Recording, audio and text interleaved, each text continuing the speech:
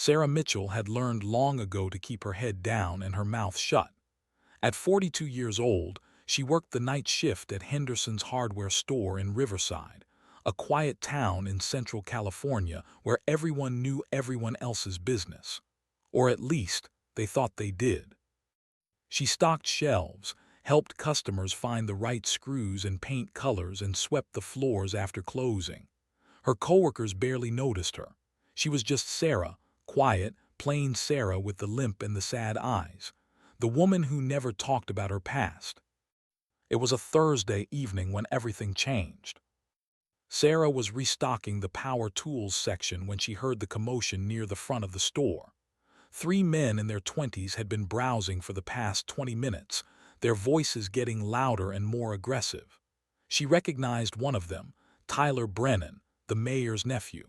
He thought the town belonged to him. "I'm telling you, the store owes me a refund," Tyler shouted at Jamie, the teenage cashier. "This drill broke after one day." Jamie's hands shook as she looked at the return drill. "Sir, this has concrete dust all over it. You clearly used it, and we have a no-return policy on power tools that have been." "Are you calling me a liar?" Tyler leaned across the counter, his face red. Sarah set down the box she was carrying and walked toward the front. Her right leg dragged slightly, an old injury that never quite healed. Some of the younger employees whispered about it, making up stories. A car accident, they guessed. Or maybe she was born that way. None of them knew the truth. "Tyler, stepped back from the counter," Sarah said calmly. Her voice was quiet but firm. Tyler spun around, his eyes narrowing when he saw her. "This doesn't concern you, Sarah. Go back to your shelves. The store policy is clear. No returns on used power tools." Sarah moved closer, positioning herself between Tyler and the frightened cashier. "You need to leave." Tyler's two friends laughed. One of them, a tall man with a snake tattoo on his neck, stepped forward. "Look at this. The cripple thinks she's security." Sarah didn't react to the insult. She'd heard worse, much worse. "I'm asking you nicely to leave the store." "And what are you going to do about it?" Tyler moved into her personal space, trying to intimidate her with his size. He was 6 feet tall and broad-shouldered. Sarah was 5'7" and thin, her body weathered by years of hard living. "Last chance," Sarah said. Tyler laughed and turned to his friends. "Can you believe?"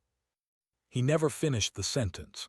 As he turned, his elbow swung back and smashed into Sarah's face. Whether it was intentional or not didn't matter. The impact split her lip and sent her stumbling backward. For a moment, the store went silent. Sarah touched her bleeding lip and looked at the blood on her fingers. Something flickered in her eyes, something dark and dangerous that was gone as quickly as it appeared. Tyler saw it, though. For just a second, he felt a chill run down his spine. "Oh, I'm so sorry," Tyler said, his voice dripping with fake concern. "That was an accident. You shouldn't have been standing so close." He turned to his friends. "You guys saw that, right? Total accident." They nodded, grinning. Jamie grabbed the phone. "I'm calling the police." "Don't bother," Sarah said quietly. She grabbed a rag from behind the counter and pressed it to her lip. "Just leave, Tyler."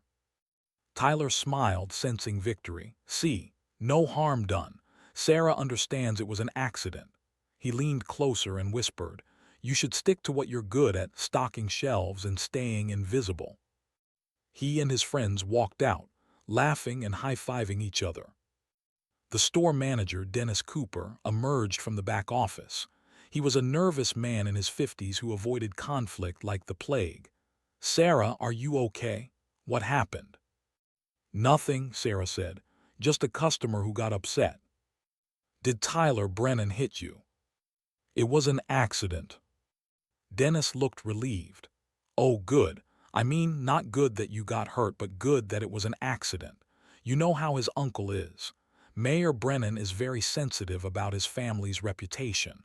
If we accuse Tyler of assault—" Sarah stared at him. "You want me to just forget it happened?" "I'm just saying, Maybe it would be better for everyone if we didn't make a big deal out of this.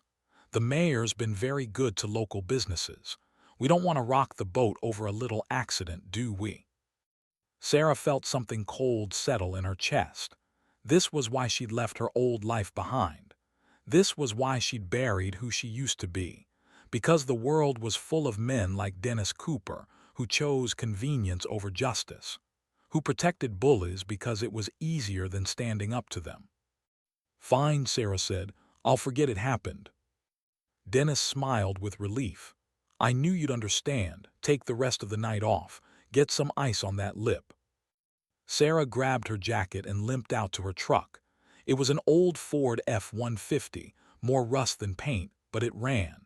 She sat in the driver's seat and looked at herself in the rearview mirror. Her lip was swelling and a bruise was forming on her cheekbone. She thought about Tyler Brennan's smug smile, his friends laughing, Dennis Cooper choosing politics over principle. Sarah had spent the last 8 years trying to be invisible, trying to be normal, trying to forget the things she'd done and the person she'd been. But as she sat in that truck, tasting blood in her mouth, she felt the old Sarah stirring. The one who didn't back down, the one who didn't let injustice slide, the one who knew exactly how to make bullies pay. She pulled out her phone and stared at it for a long time. There was a number in her contacts that she'd never called, a number she'd kept for emergencies, even though she'd promised herself she'd never use it. Sarah put the phone away. Not yet. She'd try to handle this the normal way first. She'd go to the police, file a report, and let the system work. She started the truck and drove home to her small rental house on the edge of town. It was a simple place with a bedroom, a bathroom, and a kitchen that she rarely used. Most of her meals came from the diner down the street. Inside, Sarah opened the closet in her bedroom. Behind her winter coats and boxes of old clothes was a locked metal case. She hadn't opened it in years. She knelt down, ignoring the pain in her damaged leg, and entered the combination. The case clicked open. Inside was a gun, a Sig Sauer P226, cleaned and maintained even though she never used it. Beneath the gun was a stack of papers and photographs. Her old life, preserved in fading images and classified documents. Sarah picked up one photograph. It showed a younger version of herself, 20 pounds heavier with muscle, her hair cut short. She was standing with a team of men in desert camouflage, their faces blurred out for security. Her face was hard in the photo, determined, dangerous. That Sarah Mitchell could have handled 3 drunk idiots without breaking a sweat. But that Sarah Mitchell was gone, dead and buried under 8 years of trying to be normal. Or so she'd thought. Sarah closed the case and locked it again. Tomorrow she'd go to the police station and file a report. She'd do this the right way, the civilian way. But deep down, she knew how it would go. Tyler Brennan was the mayor's nephew. His uncle had the police chief in his pocket. They'd take her statement, promise to investigate, and then bury it under paperwork. She'd seen it happen before, in other towns, to other victims. The system protected people like Tyler Brennan. Sarah went to bed that night with her lip throbbing and her mind racing. She dreamed of sand and blood, of missions that never made the news, of teammates who died in places that didn't exist on any official map. She woke up at dawn, made coffee, and drove to the Riverside Police Department. The officer at the front desk was a young woman named Officer Martinez. She looked sympathetic as Sarah explained what had happened. "And you want to file an assault report against Tyler Brennan?" Martinez asked, writing notes. "Yes." Martinez bit her lip. "Ma'am, I have to ask, are you sure it wasn't an accident?" Mr. Brennan said. "He already talked to you." Sarah felt her stomach sink. "He came in this morning to file a complaint, actually. He says you were harassing him and his friends at the hardware store, and that you bumped into him while he was turning around. He's worried you might try to claim he hit you to avoid getting in trouble for bothering customers." Sarah stared at the young officer. He got here first. I'm not saying I don't believe you, Martinez said quickly. I'm just telling you what he said. If you want to file a report, I'll take it. But I should warn you, it's going to be your word against his and his two friends. And Mr. Brennan's uncle is the mayor. I know. Martinez looked uncomfortable. I'll file the report, but honestly, without witnesses or video evidence, there's not much we can do. Sarah gave her statement. Martinez typed it up, printed it out, and had Sarah sign it. We'll investigate, Martinez said, but her tone said she already knew how it would end. Sarah drove home, her hands tight on the steering wheel. She'd tried it the normal way. She'd followed the rules. And just like she'd predicted, the system had failed her. That night, Sarah sat at her kitchen table and pulled out her phone. She scrolled to the contact she'd never called and stared at the number. One phone call, and her old life would come roaring back. One phone call, and she'd have resources that could crush Tyler Brennan and his uncle like insects. But it would also mean admitting she'd failed at being normal, failed at leaving her past behind. Sarah set the phone down and went to bed without making the call. Not yet. 3 days after the incident, Sarah returned to work. Her lip had healed to a dull purple bruise, and the swelling in her cheek had gone down. The other employees gave her sympathetic looks but didn't ask questions. Dennis had clearly told them not to make a big deal out of it. Tyler Brennan came into the store that afternoon. He walked right up to Sarah in the plumbing aisle, a smug grin on his face. "Hey, Sarah, how's the lip?" Sarah kept stocking pipe fittings. "Fine."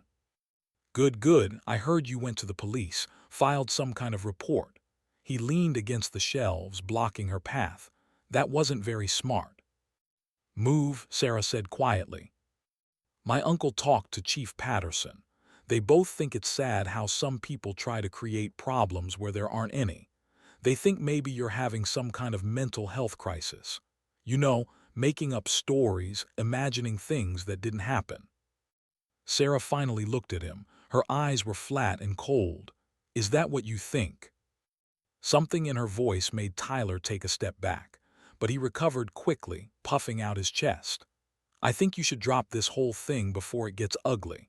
My uncle is a powerful man in this town. You're nobody. A night shift employee with a limp who lives alone and has no friends. Who do you think people are going to believe?" "Get out of my way," Sarah said. Tyler laughed and walked away. "See you around, Sarah. Try not to walk into any more elbows." Sarah finished her shift in silence. Her coworkers could feel the tension radiating off her, but were too afraid to ask what was wrong. When she got home that night, she found an envelope taped to her door. Inside was a formal letter from Henderson's hardware store. Due to recent behavioral issues and conflicts with customers, her employment was being terminated effective immediately. She'd received 2 weeks severance pay. Sarah read the letter twice, then crumpled it in her fist. Dennis Cooper had fired her, probably at the mayor's request. She'd lost her job for being assaulted. Sarah went inside, pulled out her phone, and scrolled to that contact again. Her finger hovered over the call button. But before she could press it, her phone rang. Unknown number. "Hello. Is this Sarah Mitchell?" A woman's voice, professional and crisp. "Who's asking?" "My name is Rebecca Torres. I'm an attorney with the ACLU. I received an anonymous tip about your situation with Tyler Brennan and the Riverside Police Department." Sarah's heart beat faster. Anonymous tip. Someone sent us security footage from Henderson's hardware store. The cameras caught the entire incident. "Ms. Mitchell, what Tyler Brennan did to you was assault, and what the police department did was obstruction of justice. We'd like to help you." Sarah sat down heavily on her couch. Security footage. Dennis said the cameras in that area weren't working. Apparently, he lied. The footage is crystal clear. We can see Tyler Brennan deliberately elbow you in the face, then laugh about it with his friends. We can also see your manager pressuring you not to report it. Who sent you this footage? Like I said, it was anonymous. Someone mailed us a USB drive with the video files and a detailed summary of the case. Do you have any idea who might have done that? Sarah thought about the other employees. Jamie, the teenage cashier, had been there. She'd seen everything. Maybe she'd grown a conscience. I might, Sarah said. Well, whoever it was did you a huge favor. Ms. Mitchell, with this evidence, we can not only press charges against Tyler Brennan, but we can also file a civil rights lawsuit against the Riverside Police Department and possibly Mayor Brennan himself for using his position to obstruct justice. Are you interested? Sarah closed her eyes. What would I have to do? Testify, tell your story. Let us handle the legal side. We'll file all the necessary paperwork and we'll make sure this gets the attention it deserves. When you say attention, this will be public, Ms. Mitchell. The media will likely cover it. A mayor's nephew assaulting a woman and then using his uncle's influence to escape consequences. That's a story people care about. Sarah felt her stomach tighten. Public meant exposure. Exposure meant people digging into her past, and if they dug deep enough. I need to think about it, Sarah said. Of course, but don't take too long. There are statutes of limitations and evidence can disappear. Can I call you back in a day or two? Yes. Sarah hung up and sat in the darkness of her living room. Someone had sent that footage to the ACLU, someone who wanted justice for her. But who? She thought about calling the hardware store and asking Jamie, but something told her to wait. The next morning, Sarah's phone rang again. This time it was Officer Martinez from the police department. Ms. Mitchell, I wanted to give you a heads up. Someone leaked security footage to the ACLU. Chief Patterson is furious. He's saying it was stolen property and that whoever took it committed a crime. Was it stolen? Sarah asked. Martinez hesitated. Honestly, I don't think so. I think someone made a copy before Dennis Cooper could delete it, which means it's legal evidence. Why are you telling me this? Because I believe you, Martinez said quietly. I believed you from the start, but I'm just a patrol officer. I don't have the power to go against the chief or the mayor. The ACLU does. If they take this case, things are going to get messy. I just wanted you to know that not everyone in this department is corrupt. Thank you, Sarah said. One more thing. The chief has been making calls. He's trying to dig up dirt on you. Background checks, credit history, all of it. He wants to discredit you before this goes public. Sarah felt ice in her veins. What did he find? Nothing yet. Your record is clean, but he's going back further. Looking at your life before you came to Riverside, I thought you should know. After Martinez hung up, Sarah sat very still. This was it, the moment she'd been dreading for 8 years. If Chief Patterson dug deep enough, he'd find gaps in her history. Missing years that couldn't be explained. Records that were classified or redacted. And if he pushed hard enough, if he called the right people and asked the right questions. Sarah pulled out her phone and finally made the call she'd been avoiding. The line rang 3 times before a man answered. Henderson. It's Shadow, Sarah said, using her old call sign. I need to talk to the commander. There was a long pause. Shadow, we thought you were dead. I was, now I'm not. Can you connect me or not? Hold on. Sarah waited, her heart pounding. She hadn't spoken these words in years. Hadn't used that name. Shadow, the ghost in the darkness, the knife in the night, the seal who officially didn't exist. Another voice came on the line, older, gruff, familiar. Sarah Mitchell, I'll be damned. Commander Walsh, Sarah said. I thought you wanted to stay buried. I do, but I have a situation. She explained everything.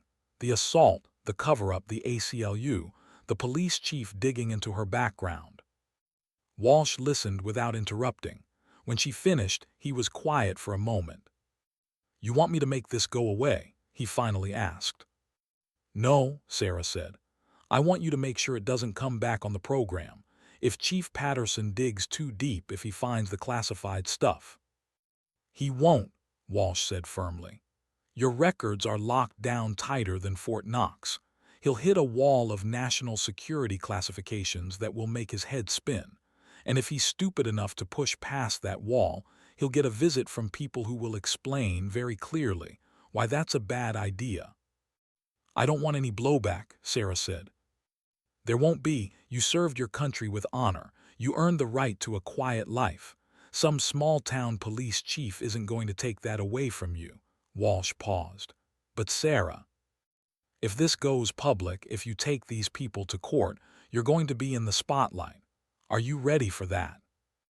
I don't know, Sarah admitted. What do you want to do? Sarah thought about Tyler Brennan's smug face, about Dennis Cooper firing her for being a victim, about all the people in power who thought they could do whatever they wanted because nobody would stop them. I want to fight, Sarah said. Then fight, Walsh said. And if anyone tries to use your service record against you, they'll regret it. I promise you that. Sarah hung up and called Rebecca Torres back. I'm in, she said. File the lawsuit. Excellent, Torres said. I'll need you to come to our office and sign some paperwork. Can you make it tomorrow? Yes. One more thing, Ms. Mitchell. Are you prepared for this to get ugly? The mayor and his nephew will fight back. They'll try to destroy your reputation, dig up anything they can use against you. Do you have anything in your past that might be a problem? Sarah smiled grimly. Nothing they can access.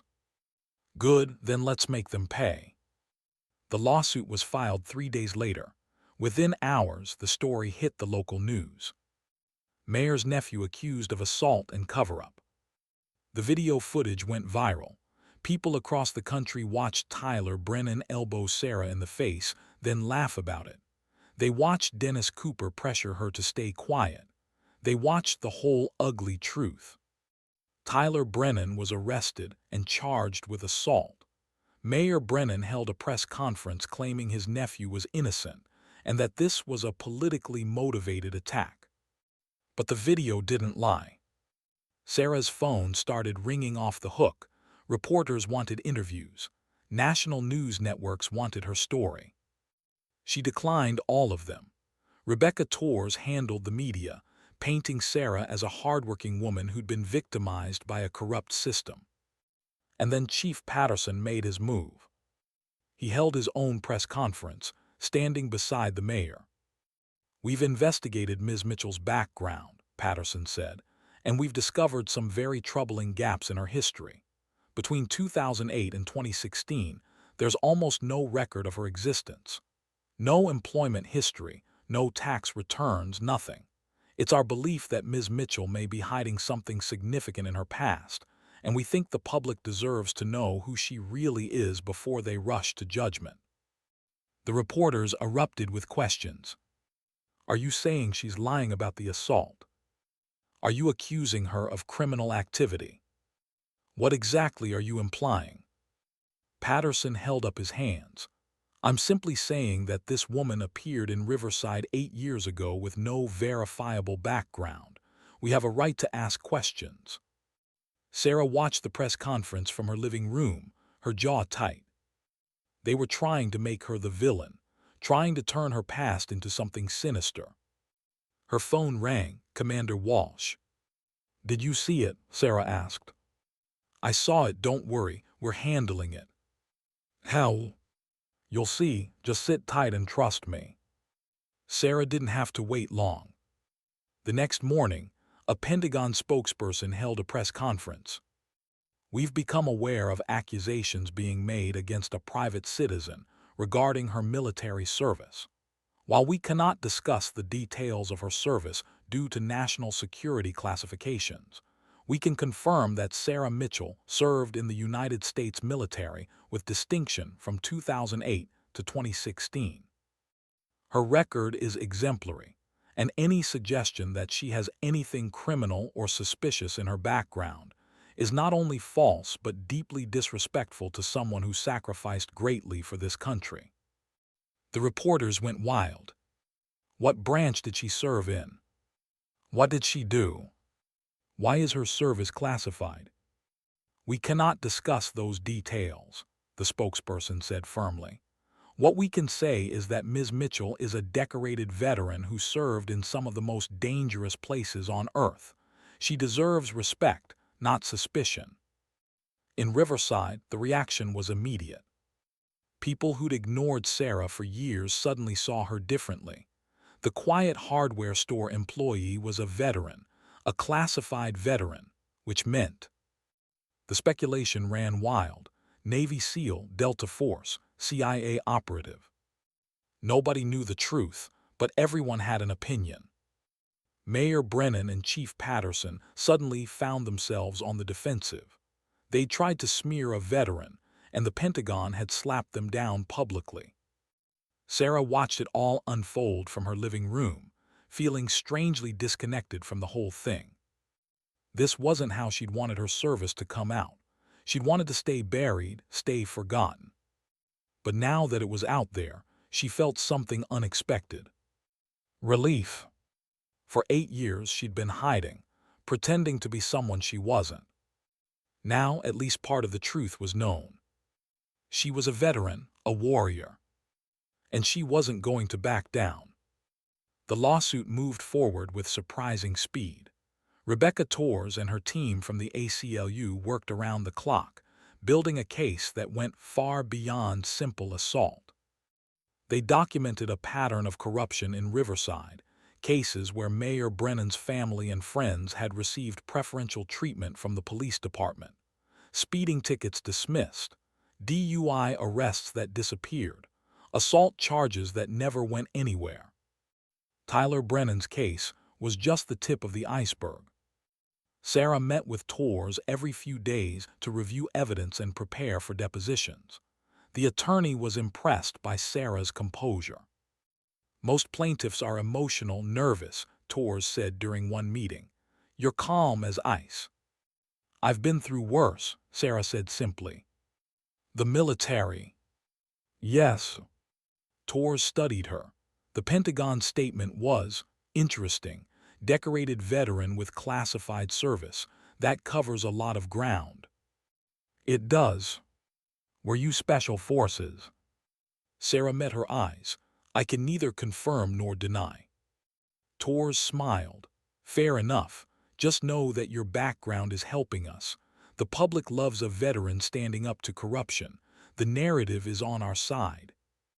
This isn't about narrative, Sarah said. This is about justice. In court, they're the same thing.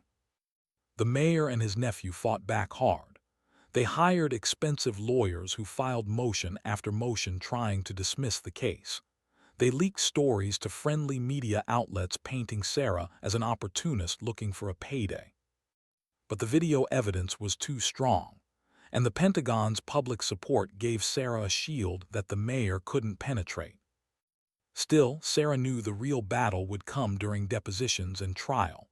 Tyler Brennan's lawyers would try to destroy her credibility. They'd paint her as unstable, damaged, dangerous. They'd try to make her military service seem like a liability instead of an asset. Sarah was ready for that fight. What she wasn't ready for was the call she received on a Tuesday afternoon. Ms. Mitchell, this is Captain Jennifer Reeves from Naval Special Warfare Command. I need to speak with you about a sensitive matter. Can we meet in person? Sarah's blood ran cold. What kind of sensitive matter? I'd rather discuss it face to face. There's a situation developing that involves your case, and we need to get ahead of it before it becomes a problem. They met at a coffee shop 2 towns over. Captain Reeves was in civilian clothes, jeans, and a sweater, but she had that unmistakable military bearing. Straight back, sharp eyes, economy of movement. She sat down across from Sarah and ordered a black coffee. Thank you for meeting with me, Reeves said. I'll get straight to it. Tyler Brennan's defense team has hired a private investigator who's been digging into your military background. He's good, very good, and he's found some things. Sarah's jaw tightened. What things? He's identified gaps in the official record that suggest classified operations. He's made connections between your deployment dates and reported incidents in certain countries. He's building a profile. My records are sealed. They are, but he doesn't need to access your records. He just needs to make educated guesses based on publicly available information. And then he plans to subpoena you during the trial and ask you, under oath, about your service. I won't answer classified questions. I know, but refusing to answer creates its own problems. The defense will claim you're hiding something. They'll make your silence look suspicious. Reeves leaned forward. Sarah, they're going to try to paint you as a trained killer with PTSD who overreacted to a minor incident. Sarah felt anger rising in her chest. I was assaulted. It wasn't minor. I know that. But they're going to argue that your military training made you hypersensitive to perceived threats. They'll say you're unstable, dangerous, that you can't distinguish between a war zone and civilian life. That's bullshit. It is. But it might work with a jury if we don't control the narrative. Reeves pulled out a folder. That's why I'm here. Naval Special Warfare Command is prepared to help you, but we need your permission to do something unusual. What? Reeves opened the folder. Inside were official documents with heavy black redactions. We want to declassify portions of your service record. Not everything. Your specific operations will remain classified. But we can release enough information to show that you were a highly trained, highly disciplined professional who completed every mission successfully and never showed any signs of mental instability or excessive violence. Sarah stared at the documents. You want to out me as a SEAL. We want to give you the option to tell your own story before Tyler Brennan's lawyers tell it for you. Think about it, Sarah. Right now, you're a mystery. The defense is going to fill in that mystery with fear. But if we release controlled information showing that you were one of the most elite warriors this country has ever produced, that you saved lives and completed impossible missions, then your military service becomes your strength, not your weakness. People will know what I was. Some of it, not all. You'll still have privacy protections. But yes, people will know you were a Navy SEAL, that you served in combat, that you're not someone to be underestimated. Sarah thought about it. For 8 years she'd worked so hard to bury shadow, to be normal, to disappear. But maybe disappearing had been the wrong strategy all along. Maybe it was time for people to know who they were dealing with. What would I have to do? Sarah asked. Sign these release forms. Give us permission to declassify certain portions of your record. And then, when the time is right, we'll release the information through proper channels. Sarah picked up the pen. Will this hurt the program? No, we've run this through legal and public affairs. Everything we release will be carefully controlled. Nothing that compromises operational security. Nothing that puts current operators at risk. Just enough to show that you're a hero, not a threat. Sarah signed the papers. One more thing, Reeves said. Commander Walsh asked me to give you a message. He said, it's time to stop hiding. Show them who you really are. Sarah smiled for the first time in days. Tell him I got the message. The declassification happened 2 weeks later, timed perfectly to coincide with the start of depositions. The Pentagon released a statement, along with heavily redacted service records. Chief Petty Officer Sarah Mitchell, retired, served as a Navy SEAL from 2008 to 2016. She completed 3 combat deployments to classified locations and participated in numerous high-value target operations. She received multiple commendations, including 2 Bronze Stars and a Purple Heart. She was medically retired in 2016 following injuries sustained during combat operations.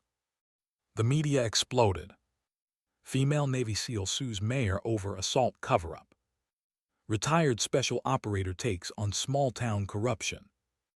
Navy SEAL who hunted terrorists now fighting for justice at home. Sarah's phone didn't stop ringing.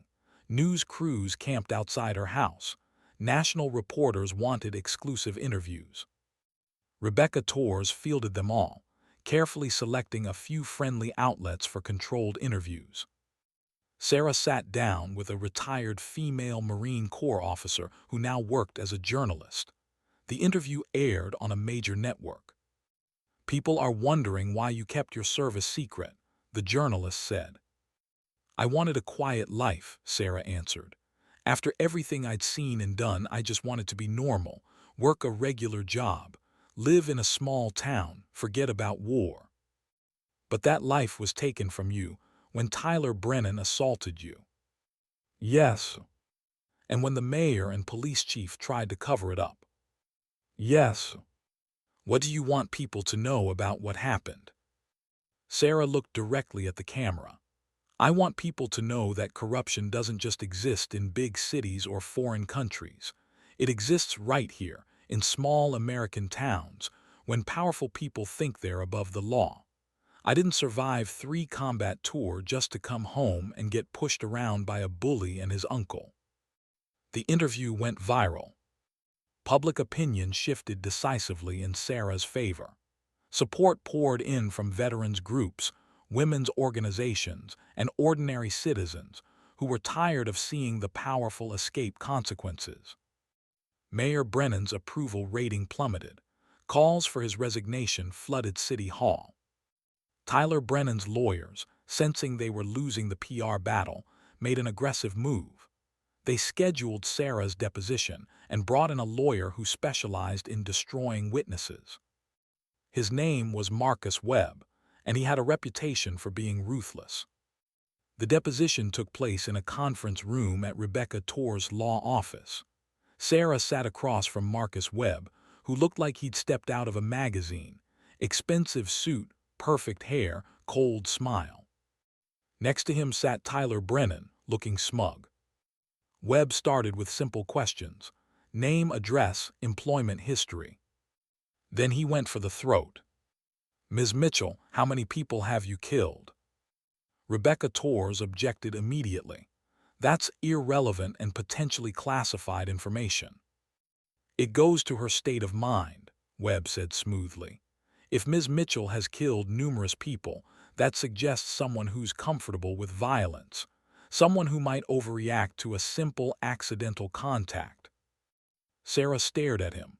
"I served my country in combat. What I did was legal, authorized, and necessary." "How many?" Webb pressed. "I can't answer that question due to classification restrictions." "Convenient. Let's try another one. Have you been diagnosed with PTSD?" "No." "Any mental health issues since leaving the military?" "No." "But you were medically retired. What were your injuries?" Sarah lifted her pant leg, showing the scars on her right leg. "Compound fracture of the tibia and fibula, multiple shrapnel wounds, nerve damage. I was injured when the building I was in collapsed during a firefight." Webb barely glanced at the scars. "And this injury affects your balance, correct?" "Sometimes." "So you're admitting you're unstable on your feet?" "I have a slight limp. I'm not unstable." "But in the video, we can see you standing very close to my client when he turned around. Isn't it possible that your balance issues caused you to stumble into his elbow, and that you misinterpreted an accident as an assault because of your combat training?" Sarah leaned forward. "I know the difference between an accident and an assault, Mr. Webb. I've experienced both." "Have you? How many times have you been assaulted?" "In combat or civilian life?" "Let's start with combat." "I can't discuss specific combat incidents." "More convenient classifications." Webb smiled. "Ms. Mitchell, isn't it true that you spent 8 years in the most violent, dangerous environments on Earth, environments where split-second life-or-death decisions were routine?" "Yes." "And isn't it possible that living in that world for so long has affected your perception of normal civilian interactions?" Sarah kept her voice level. "No." "Really? Because it seems to me that someone who's been trained to kill, who spent years in war zones, might have trouble adjusting to normal life, might see threats where none exist, might react with disproportionate force to minor incidents. Rebecca Torres stood up. "This is character assassination and we're done here. This deposition is over." But Sarah held up her hand. "No, I want to answer." She looked directly at Marcus Webb. "You want to know if war changed me?" "Yes, it did." "You want to know if I see the world differently than I did before?" "Yes, I do, but not in the way you're suggesting. War taught me the difference between real threats and imagined ones. It taught me discipline, control, and how to make rational decisions under extreme stress. It taught me that violence is sometimes necessary but never casual. And it taught me that bullies exist everywhere, in war zones and hardware stores, and that someone has to stand up to them." Sarah stood up, her hands flat on the table. "What happened in that store wasn't me overreacting. It was Tyler Brennan assaulting me because he thought he could get away with it. It was my manager protecting him because of his uncle. It was the police chief burying my complaint because of politics. That's not PTSD. That's corruption. And I'm not going to let you turn me into the villain in this story." The room was silent. Marcus Webb recovered quickly, but Sarah could see she'd rattled him. "We'll continue this deposition later," he said. "Looking forward to it," Sarah replied. After they left, Rebecca Torres turned to Sarah with wide eyes. "That was either brilliant or suicidal. I'm not sure which." "It was the truth," Sarah said. "The truth doesn't always win in court." "Then maybe it's time it did." That night, Sarah couldn't sleep. She kept replaying the deposition in her mind, wondering if she'd said too much or not enough. Her phone buzzed with a text from an unknown number. "Check your email, you need to see this. A friend." Sarah opened her laptop and found an email from the same unknown sender. Attached was a video file. She opened it and felt her blood run cold. It was security footage from City Hall. The video showed Mayor Brennan meeting with Chief Patterson and Marcus Webb in the mayor's office. The audio was clear. "We need to destroy her," the mayor was saying. "I don't care what it takes. Find something in her past, manufacture something if you have to. That woman cannot win this case."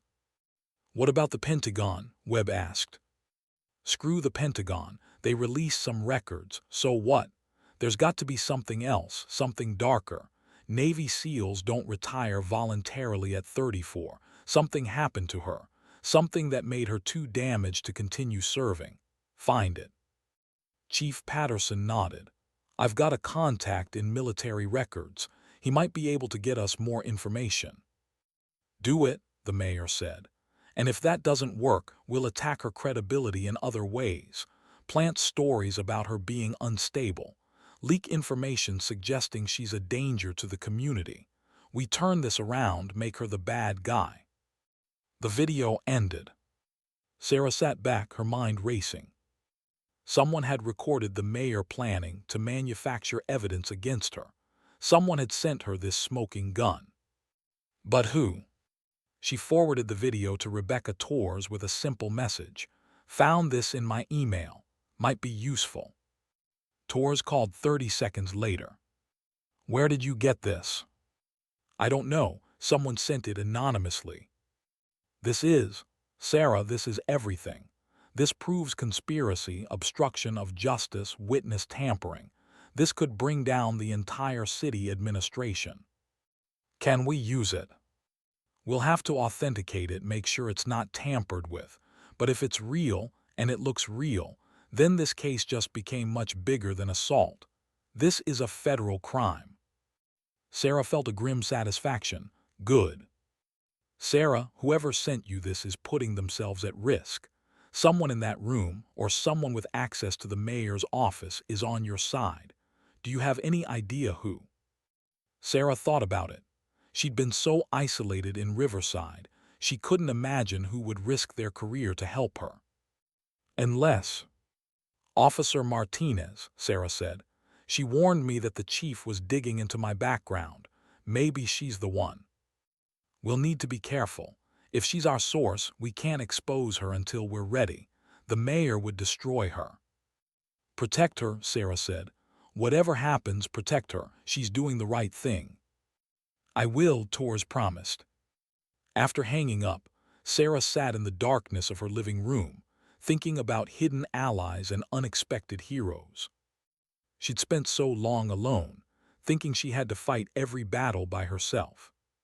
But maybe that was another lesson she'd learned wrong in the war. Maybe the strongest warriors were the ones who built teams, who trusted others, who remembered that victory wasn't about individual glory. It was about the mission. And her mission was justice. Part 4, The Reckoning. The authentication of the video took 3 days. Rebecca Torres hired a digital forensics expert who confirmed that the footage was genuine. No tampering, no editing, recorded directly from City Hall's security system. The question of who had leaked it remained unanswered. Sarah suspected Officer Martinez, but she never confirmed it. Some heroes preferred to remain anonymous. Torres filed an emergency motion with the court, attaching the video as evidence. She also forwarded copies to the FBI and the State Attorney General's office. The response was swift and devastating. Federal agents arrived in Riverside within 48 hours. They raided City Hall, the police department, and Mayor Brennan's home. They seized computers, phones, and filing cabinets full of documents. Mayor Brennan and Chief Patterson were both suspended pending investigation. Tyler Brennan's assault case suddenly became the least of the family's problems. The media descended on Riverside like locusts. National news networks set up outside City Hall. Reporters interviewed everyone who'd ever had a dealing with the mayor or the police department. Stories emerged.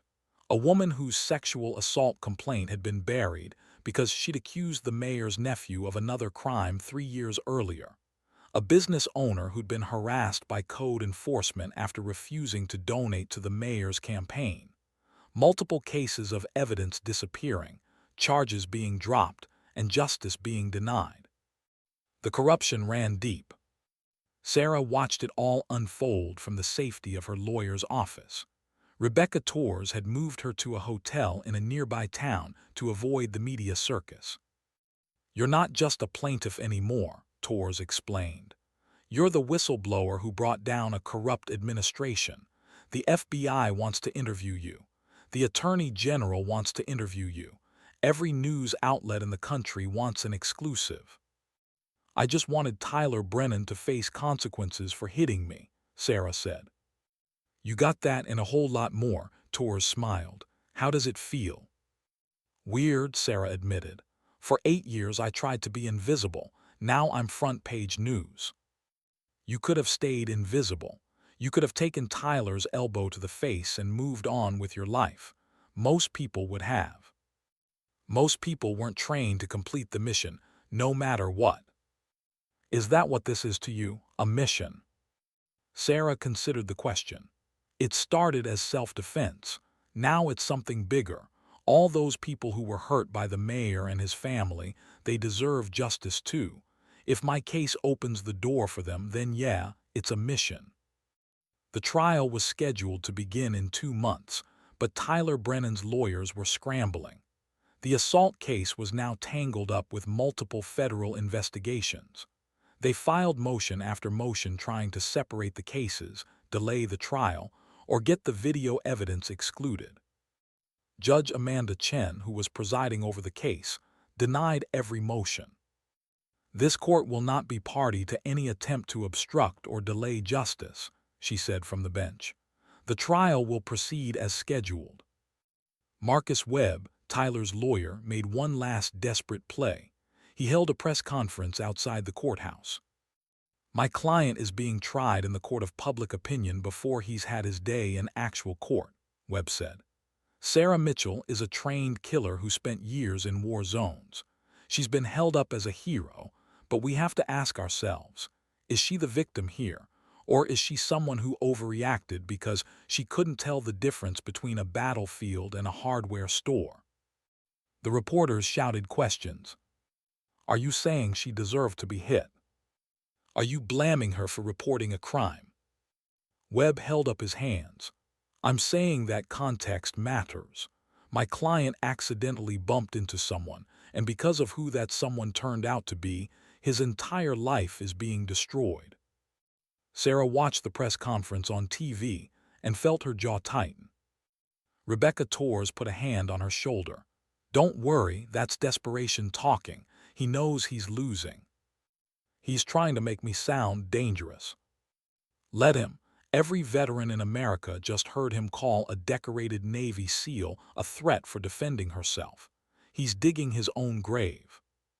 Torres was right. The veterans' groups erupted in fury. Social media lit up with former service members sharing their own stories of being underestimated or dismissed after returning home.